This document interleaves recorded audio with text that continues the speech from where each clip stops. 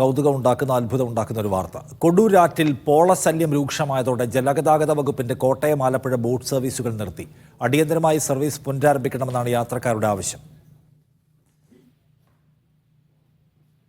ആലപ്പുഴയ്ക്ക് ദിവസവും 6 സർവീസുകൾ ജലഗതാഗത വകുപ്പ് നടത്തിയിരുന്നു. 2 ആഴ്ച മുൻപ് കാഞ്ഞിരം വെട്ടിക്കാട് മുക്കിൽ ബോട്ട് മണിക്കൂറുകളോളം പോളയിൽ കുടുങ്ങി. ഇതിനു പിന്നാലെയാണ് ബോട്ട് സർവീസ് താൽക്കാലികമായി നിർത്തിയത്. ഇതോടെ ബോട്ട് സർവീസിനെ ആശ്രയിച്ചിരുന്ന കോട്ടയം ജില്ലയുടെ പടിഞ്ഞാറൻ മേഖലയിലെ ജനങ്ങൾ ദുരിതത്തിലായി. ഞങ്ങൾ മെഡിക്കൽ കോളേജ് ഹോസ്പിറ്റലിൽ വന്നതാണ് കോട്ടയത്ത്. ഇവിടെ വന്നപ്പോൾ പോളെല്ലാം കൂടെ നിറഞ്ഞിടങ്ങുന്ന സാഹചര്യത്തിൽ ബോട്ടില്ല. ഞങ്ങളങ്ങ് തിരിച്ചു പോവുകയാണ്. ഈ പോള് എത്രയും പെട്ടെന്ന് മാറ്റി ബോട്ട് സർവീസ് ആരംഭിക്കുമെന്ന് പ്രതീക്ഷിക്കുന്നു. ഉൾനാടൻ ടൂറിസത്തെയും പോളശല്യം ബാധിച്ചു.